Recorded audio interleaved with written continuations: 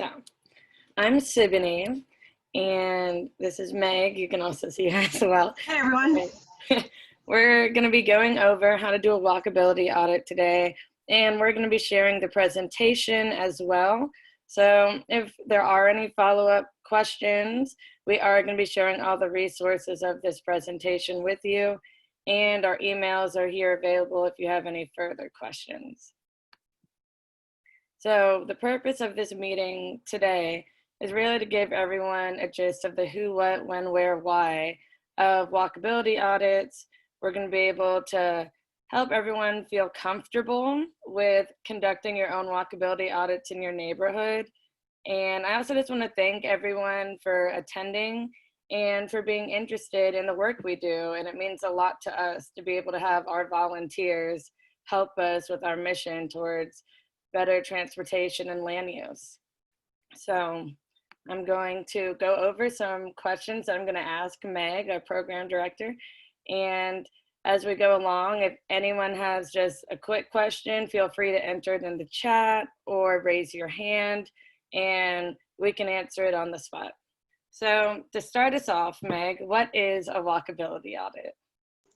So audit might sound like a little bit of a scary word since we all just submitted our tax returns a few months ago, but an audit, just like you would have your taxes audited to make sure that everything's correct and in order, an audit is really an assessment of the conditions that a person would face when they're walking in a community. You can also do bikeability audits, you can do walkability audits that are focused on the conditions that school children would encounter as they walk to and from school. You could do a walkability audit that's focused on conditions for people getting to and from bus stops or a light rail station. So the walkability audit itself is just an assessment tool to let us know what conditions somebody out there walking in their community is likely to encounter. So it's everything from the interactions with drivers to what experience you're having walking on the sidewalk and crossing streets. It's the entire experience. Awesome. Thank you, Meg. And then our next question, who can conduct a walkability audit?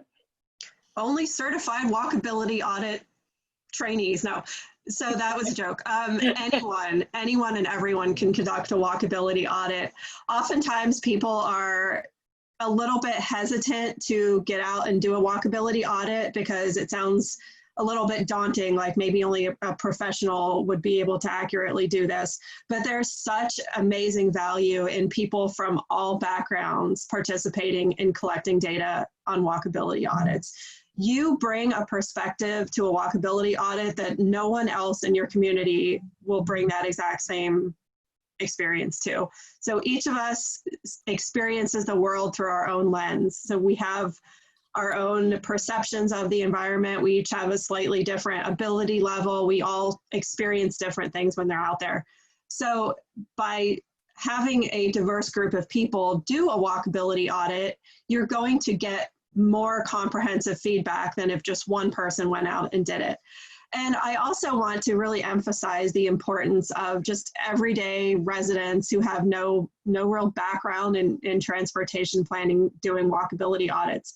If, the Charlotte Department of Transportation just, if they send a group of transportation planners and engineers out to an intersection to do a walkability audit, they're going to be documenting things based on the training that they've received. So they're filtering the world through their lens, which largely includes their professional background. If a group of residents from a neighborhood goes out and does a walkability audit, they are bringing their lived experience of being in that community to the walkability audit. So there's really value in every person doing a walkability audit. Bring children if you can, if it's safe. Bring older adults. Bring people that have some physical or mental limitations. Invite people of color and listen to them as they share their experience of what it's like out on the street. The walkability audits are really meant to be user directed. So whether you can be out there for just 10 or 15 minutes to look at maybe a single intersection that has some problems with it, or whether you want to spend a few hours out there doing a really marathon session over a few miles, this is really a tool that can be customized to the limitations and the availability of the people that are doing it. Thank you, Meg. That was very detailed and thorough. Does anyone have any questions so far? Okay. Our next question, what will I gain from conducting a walkability audit? So there's a lot that you and your community will really gain from doing walkability audits. I've just made a few notes and I want to go through them. So one of the first, the major purpose of the walkability audit, the product that it produces, is a qualitative and quantitative assessment of the conditions for walking. So qualitative means all of those experiences. So it's talking about, you know, do you feel comfortable on this sidewalk? Is there enough space for two people to walk side by side? And then the quantitative it's really the numbers based. So for example, a quantitative is what speed do you estimate most of the traffic is traveling at, or count how many seconds it takes your group to walk across this intersection. So you're gonna gain that very objective quantitative data, numbers-based data, as well as that slightly more subjective qualitative data that's about your own experience out there walking. So first of all, you're just out there documenting the conditions so that you can use that as an advocacy tool to ask for improvements to be made to that stretch of the road. Walkability audits also increase our awareness as a community, and they increase our empathy for people who walk and bike and ride public transit. Many of us spend most of our time navigating our own communities almost 100% from within our cars. And as we did walkability audits with different communities, many of the people that came and joined us had never really walked along the major roads in their neighborhood. So for example, we walked along Central Avenue and Monroe Road, and a lot of people told us that, you know, they went to restaurants and they walked around their neighborhoods, but they had never really tried to experience walking along several blocks of Monroe Road, or trying to cross Monroe Road between two bus stops that are on opposite sides of the street.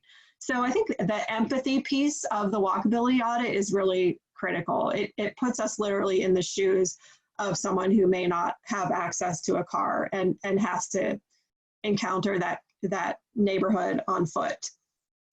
A walkability audit also can give us connection to our neighbors. We saw people on the walkability audits that had never met each other, that lived on the same street or just a few streets over, and suddenly they have this thing in common, which is their interest and their passion for making their community safer and easier to walk around. So walkability audits can be a really powerful tool if you promote them on Nextdoor, or if your neighborhood has a Facebook page, or even if you want to put some flyers up around the neighborhood to just invite people to sign up for a walkability audit and just get out there and start to know your neighbors. Walkability audits also bring new perspectives. So just as I talked about the importance of people from different backgrounds coming together to do a walkability audit, the actual experience of walking together and talking about what you're observing and experiencing, even within the group doing the walkability audit, can really give the participants a different perspective as the group members share about what they're experiencing. Thank you, Meg. Yes, that's something that I think is a really great point, and a good takeaway is there's been parts of Charlotte, I grew up in Charlotte, that I have driven through, and me driving versus walking, once you walk it, you have a totally different perspective versus being a driver. And as a pedestrian, you totally have a new experience at looking around at all the drivers around you. It just is really good at being an eye-opening experience in a familiar place. So that's so true. I live off of South Tryon Street, and most days when we were in the office, I would take the number 16 bus to work.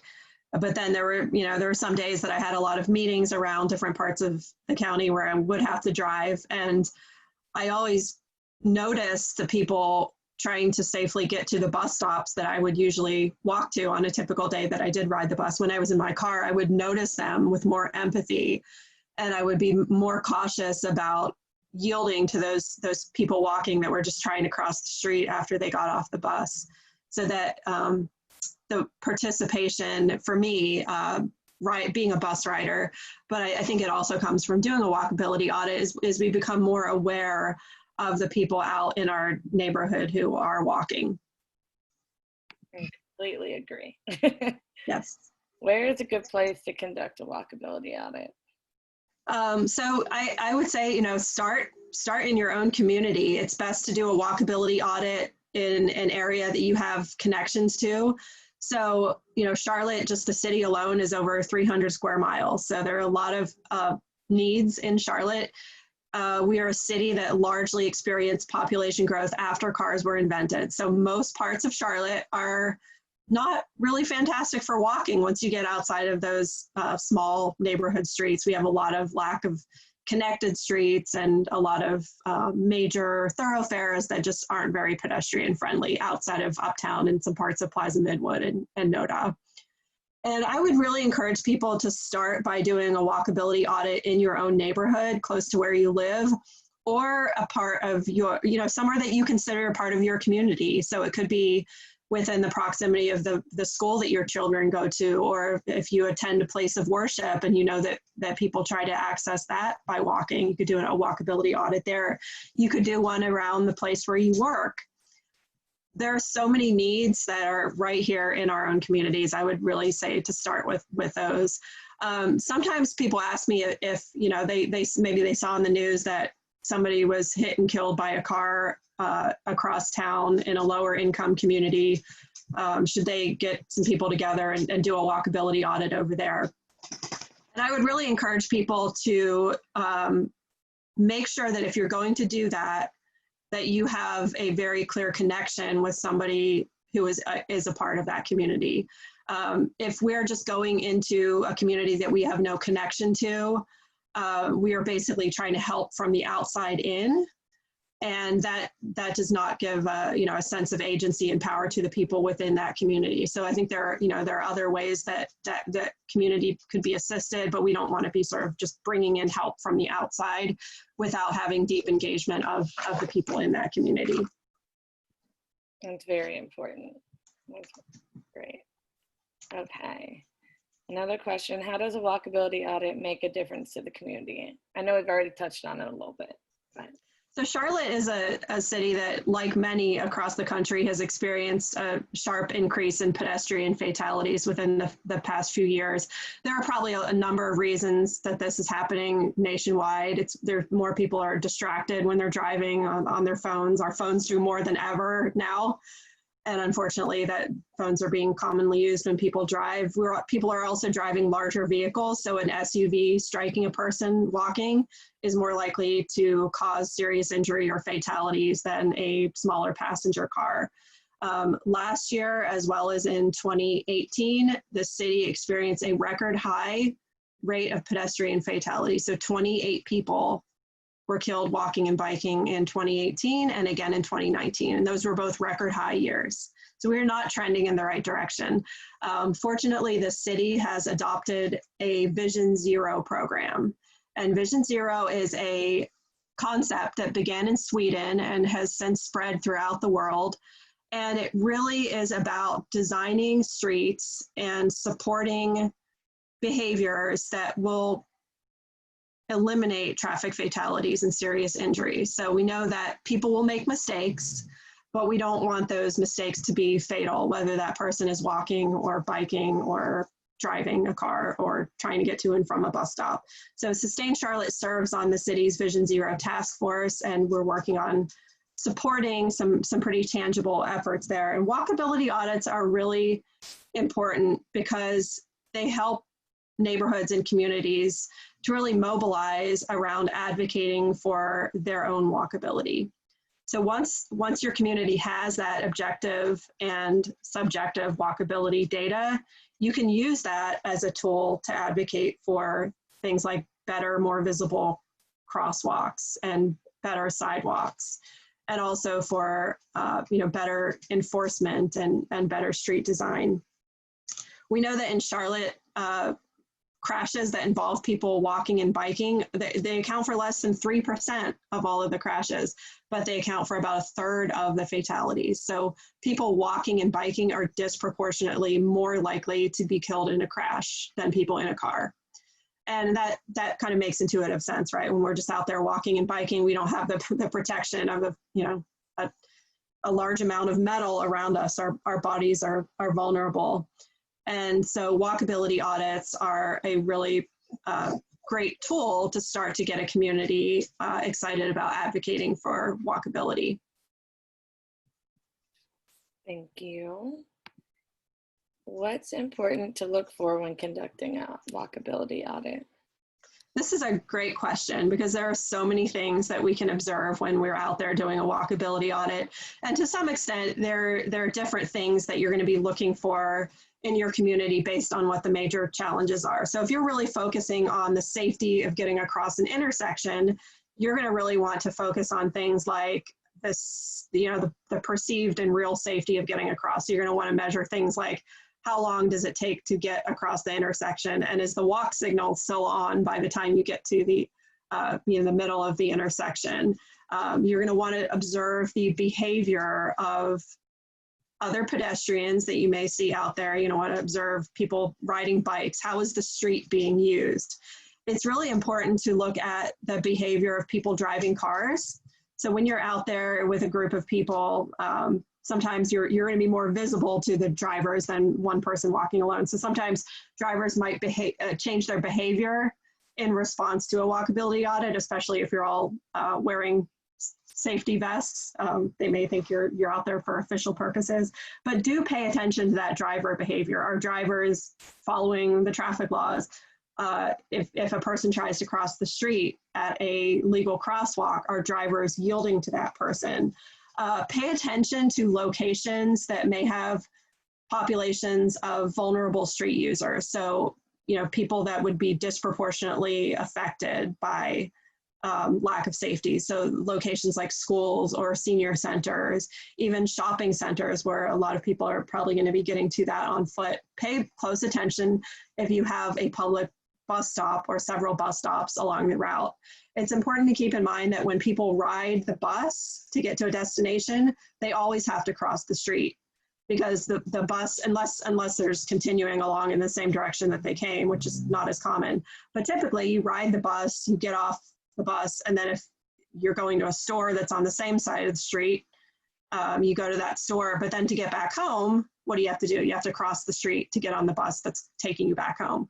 Or if the street is across the street, then you have to cross right after you get off the bus. So keep in mind that bus riders, transit riders are going to be facing slightly different challenges than a person who's mainly walking back and forth across the street. It's important to think about visibility as a pedestrian. Are you visible to drivers? And this is especially important in intersections and places where cars would be making turns. So things like driveways and entrances, exits to businesses. Really focus too on the experience of the time of day when you're out there. So oftentimes during rush hour, depending on whether you're on one side of the street or the other, more cars will be either coming into or out of the city. So think about how that might be reversed if you do the walkability audit during the morning rush hour versus during the afternoon rush hour. Also consider lighting. There's lots of street lights throughout Charlotte, and some of them get burned out and some of them need to be replaced. There are also places that are not very well lit that could be documented in your walkability audit. So you could do a walkability audit that's specifically about lighting, and you could focus on doing that in the evening with some friends and neighbors. So there are really a lot of things that you want to look for when you're doing your walkability audit, and these are all captured in the AARP Walkability Audit Toolkit that Siboney will share with you on the resource page. So when you're putting your audit together, you can just sort of do a cut and paste from that template and include the features that you want to make sure that you cover during your audit. But you definitely don't need to cover every single possible thing for every walkability audit. You want to customize it for the location that you're checking out. Thank you, Meg. So the AARP Walkability Audit Toolkit is what Meg was just referring to. This is how Sustain Charlotte bases our walkability audits off of. I'm going to provide on the resources page in the PowerPoint a link to this so you can have a deeper dive on your own time. But I just wanted to give you a visual of what it looks like and where we get our inspiration from. And here is a Sustain Charlotte Walkability Audit example. Yeah, this is from Montford Road, which you may be familiar with or you may not, but it's close to Woodlawn Road before it turns into Runnymede Road as you're going east.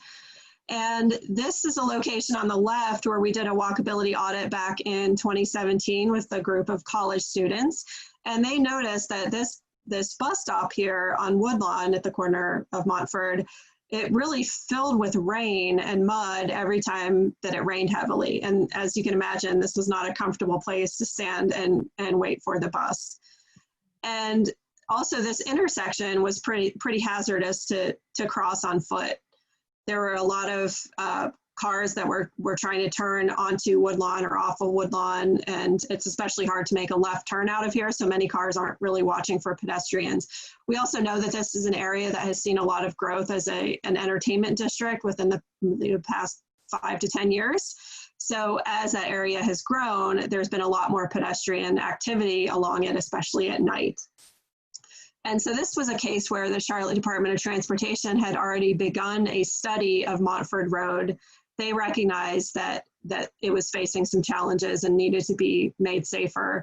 And so we were able to do this walkability audit and share the results with them to just give another perspective on the data that they were collecting with their traffic planners and engineers. So this is on the right, just another perspective to kind of looking, you can see the Taco Bell in both of these to orient yourself. But as you can see, there used to not be a traffic light at this location. And now, fortunately, there is. So it's much, much safer for both people driving as well as walking. And that bus stop's a lot safer to access.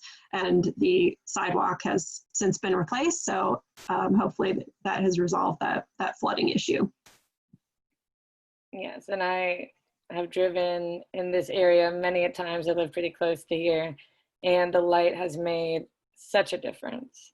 Yeah, I agree. I'm going to make a confession that Taco Bell is, my late night. If I'm coming back from somewhere and I just need a 99-cent shredded mini chicken quesadilla, that's where I go. So I'm happy to see that change. Yes. And here is another example of how our work, or a collaborative effort, I should say, has made positive impacts on the streets within Charlotte. Yeah, so this is the plaza. So this is the portion of the plaza that comes away from Plaza Midwood off of Central Avenue. Many of you probably have already seen this conversion or ridden your bike along it or driven along it on the right. But what you see on the left there is the plaza used to be 2 lanes of vehicular travel in either direction. And there was a sidewalk there, but it really wasn't wide enough to ride a bike along. And many cars were going much, much faster than the posted speed limit. So like Simone said, it really was a collaborative effort. The neighbors in Plaza Midwood and the surrounding neighborhoods really got together and they told the city that they want this to be a street where it really is a neighborhood street. Previously it had sort of divided the neighborhood because it was just so daunting to try to cross or to ride a bike on. They want it to be an asset for their neighborhood. So we worked alongside them for several years advocating for protected bike lanes on both sides of the plaza, both directions. And we were happy to celebrate with them. They held a Mardi Gras celebration in February. And that was one of the last things that we got to do before the pandemic shut things down. But it was really exciting to be a part of that process with those neighborhood advocates.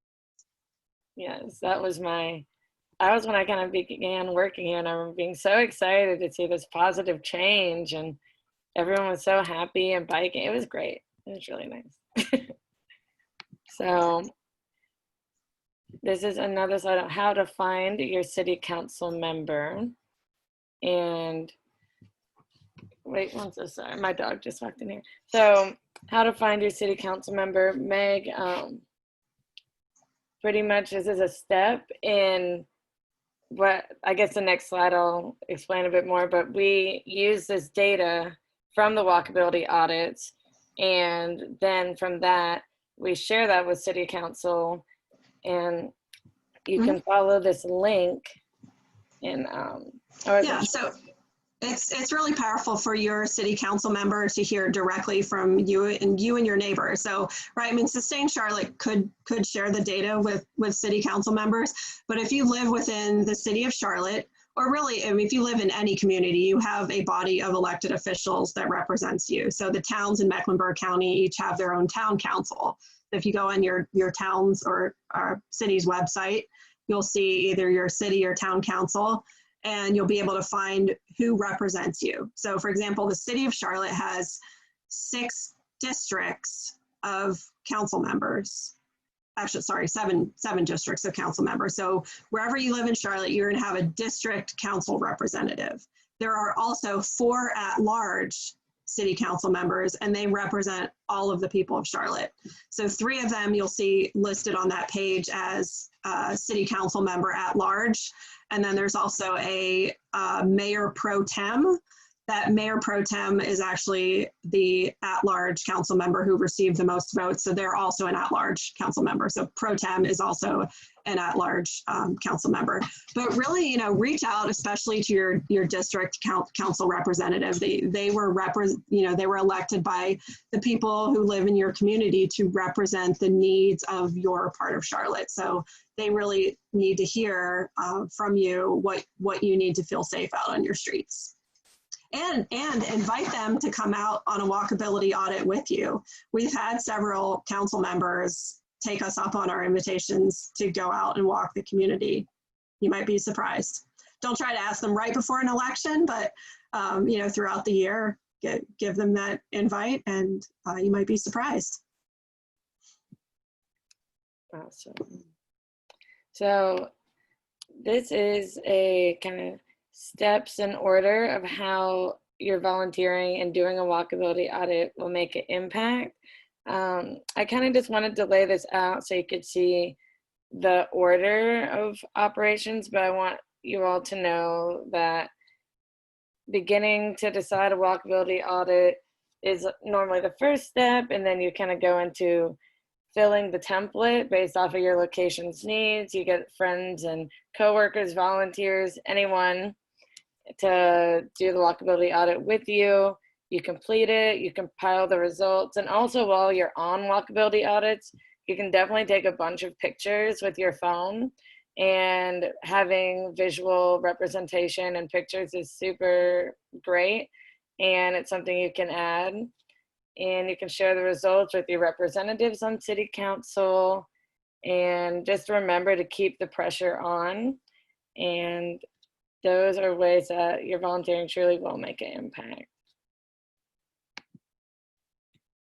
So for this, I'm going to show you how to access our walkability audit template from our website.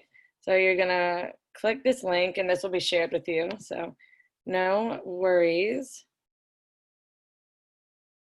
And you're going to scroll down. Come on now. Here we go. So you're going to see the here's how you can help section, and then you can click here to download an example walkability audit. Mine's slowly loading right here. And this is the example one we have right now. And so pretty much you'll be able to get or pick a location and apply the different steps to whichever location you desire. And I'm always available to help you if you have any questions, if you want to know if this is a useful place. There's always, everywhere is a great place for a walkability audit, in my opinion. And pretty much this is our template, and you can go through and read it on your own time. If you have further questions, feel free to reach out to Meg and I. But this is pretty much how it is in each stop. If it's a bus stop, you can apply it to whichever area you're in. And this is similar to the AARP toolkit layout. So you can also refer to that if you wanted to take it a step further. That's a great run through, Simony. And in terms of actually kind of getting out there ahead of time to see exactly what route you want to take, if you're not super familiar with it, you can either go out and walk the route yourself. You could drive the route. But what sometimes people do is just look on Google Maps. And so from Google Maps, you can look at the overhead view of the street. And as Simony scrolls up, you'll see there's a map at the top of this. And then what we do is very low tech. We just cut and paste the map and drop it into just whatever paint program you happen to have on your computer. And then we just draw lines on it to mark the different stops that we are going to pause and make observations at. And so that's a really simple way to do it. You can also use the Google Maps Street View, where it has that little yellow person, and you can kind of pick them up and drop them anywhere in the road network, and then you can look around with a 360 view. And so that will give you a little bit of better sense of what's actually on the ground. So there's no right or wrong way to do these. So you don't necessarily need to have a map in there if you and your neighbors know exactly where you're going. You could just have the names of the intersections listed. That's fine. There's nothing that's copyrighted or anything with any of these templates. We want you to take them and modify them. We took them from AARP and modified them for our purposes because they created them as a template. So modify this to meet your needs, and I hope that it's a wonderful tool for you. So does anyone have any questions? If not, that means we did a good job, I hope. Let's see what we have in the chat here. Shruti says there's a neighborhood connected to my neighborhood and they don't have sidewalks. Can I do a walkability audit for that neighborhood? I would say definitely. I mean, they're connected to your neighborhood, so that is a place that you would, want to be able to access. I would assume. So yeah, that I would say that is part of your community, even though it's not within the actual bounds of your neighborhood. If there's a way that you can invite some people from that neighborhood to join you all, that would make for even a more robust type of walkability audit to get their perspective of what does it mean to not be able to walk to this other neighborhood that's right next to us but not connected. There are so many places in Charlotte that are like that, where subdivisions were built but there's no street connectivity between them. I always like to show when I give presentations, and I wish I'd included it in here, but I hadn't seen that question. There's an example of a neighborhood in Florida where these homes, two homes, literally share a backyard. So they share a back fence, but to drive from one to the other on the street network, their driveways are 7 miles apart. So this goes to show that when land use planning, the way that our communities are built is not done in a very connected way. We often end up with fragmented neighborhoods that are not connected to each other easily for people unless they have a car. That was a great question. Yeah, and it makes me think of this area where I like to walk my dog sometimes, and it goes from, and all the neighborhoods are connected, but you go from walking on the sidewalk and then you have to turn, and then when you make that turn, there's no sidewalk. It just stops, and then it's just grass. And so there's a lot of different approaches and places you can do a walkability audit. I'd say anywhere that you're able to walk can use a walkability audit. So that's a great question. Thank you. Yes, and I also want to make one more important point. So walkability audits are resident-led advocacy efforts to make our streets safer. And sometimes walkability audits are criticized because they're kind of about, you know, the idea that the squeaky wheel gets fixed. So when people you know, raise up their voices together and they keep putting on the pressure, eventually the problem is more likely to get fixed than if they just let the kind of the course of government happen and unfold.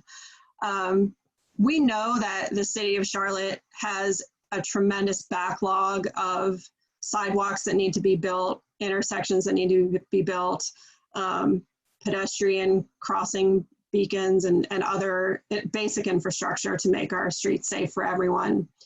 So we know that walkability audits are an important tool to raise up the concerns that residents have.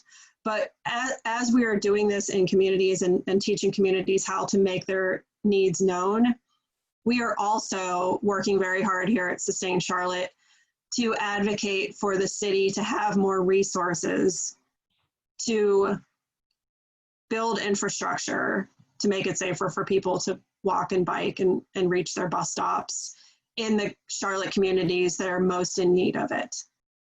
So we don't just want it to be that communities that have the time and the ability to do a walkability audit, that they are the only ones that get fixes to their streets.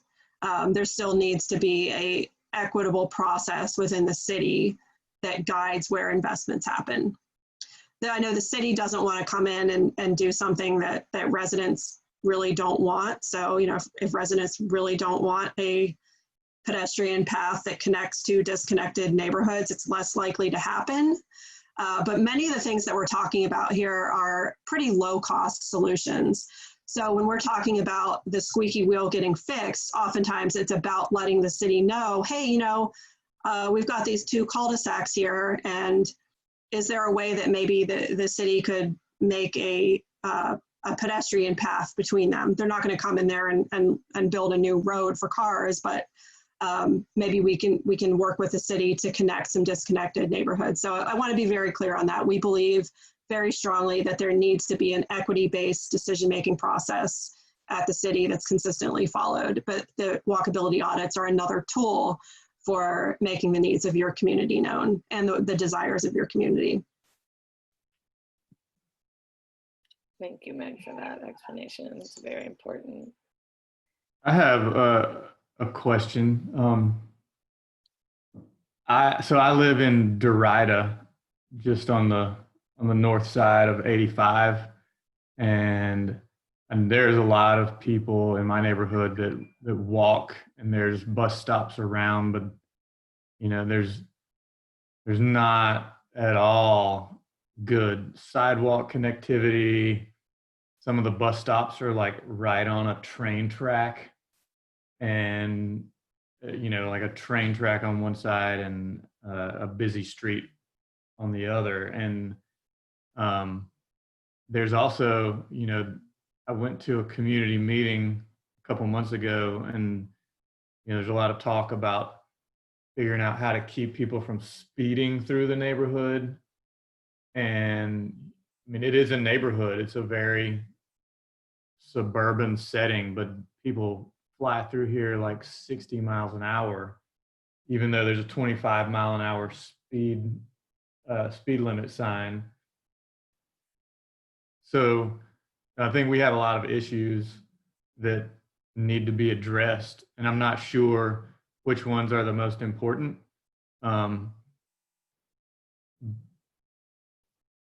But I guess I'm wondering, like, what is the process of pushing for any one of those, or is it more like just raising the issue that there are a lot of issues that need to be addressed, and trying to just raise awareness within the city government for that need? So I think if you haven't already, having a meeting with the district city council member who represents your neighborhood would be a wonderful place to start. They can probably, you know, be in a good position to help you bring your needs to the full city council. In terms of figuring out whether to kind of present all the needs or trying to figure out which ones are most urgent, you could do some type of collecting input during your walkability audit, where you have a section that you ask the participants to kind of list what they think is what factors are most critical. So whether that's the speeding or the bus stops that are located right near the train tracks, what are the key issues that they first want to work on. But I think, making sure that your city council member is really aware of the full issues that you're facing is really important as well. Mm-hmm. And also, I mean, think about, even though the city council meetings are not happening in person right now for the public to be able to come in and speak, there is a public forum during the city council business meetings where anyone from the public can sign up in advance to speak for up to 3 minutes on any topic. So a really good way to bring your needs in front of the whole city council is to sign up for that city council public forum. And being able to present a walkability audit is going to be even more powerful than one person bringing their concerns. So if you can do a walkability audit and you can say, I had 8 people with me, and here's the data that we collected, here's some photos that we captured of just how bad the conditions are. And we've made videos in the past of drivers, 4, 5, 6 cars going through a red light. We've collected videos of a pedestrian clearly waiting to cross at a crosswalk and cars just ignoring them. So, the old saying that a picture is worth 1,000 words, and probably a video is worth 1,000,000 words. So, including videos and photos in your walkability audit can be pretty powerful as well. Yeah. And we'd be happy to help if you want the information about how to sign up to speak for a city council member meeting. We'd be happy to share that with you. Okay. Is there a neighborhood association in your area that you've had any conversations with about this? There is, yeah, and I've only been here for like 4 or 5 months, but in that time, I definitely have noticed these issues, and I've talked to neighbors who are also, especially annoyed at the speeding, and they, I guess, in the past have petitioned to install stop signs, more stop signs, and also the lower speed limit signs, and post them in more places. So we talked recently about maybe speed bumps being the next level of addressing that issue. I don't know. So I know there is community impetus to, make that change, but no one has really taken it to the level of city council yet. Right. That sounds like it would be a good next step to have that conversation with your district representative on city council. Okay. Because they have close communications with the Charlotte Department of Transportation, so they can help to bring that to the attention of the city staff that have the responsibility of improving our streets. Yeah.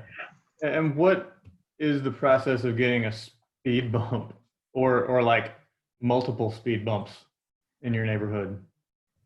That is something you can talk with your city council member about. I know that, and this is just my very limited knowledge, but speed bumps often would not be installed on a major road. If there's a bus that travels along the road, or a large number of emergency vehicles, the city would often be hesitant to install a speed bump. Another way that the city sometimes makes streets safer is by doing what's called a road diet. Are you familiar with East Boulevard in the South End area? That used to be 2 lanes of travel in either direction, but it was put on a road diet, just like a person or a pet can be put on a diet or go on a diet. And so it narrows down the road. So oftentimes the reason that people are speeding doesn't have anything to do with the posted speed limit, right? Most of us actually drive as fast as we drive or as slow as we drive, not by looking at the speed limit sign, although we should, but we actually get our cues about how fast to go based on how wide the lanes are, how wide open the street is. It's really about the visual cues of how the street is designed. Well, I mean, and unfortunately, many Charlotte streets are just very wide and wide open, and they basically just say speed, speed, speed, even if the speed limit posted is 25 or 30.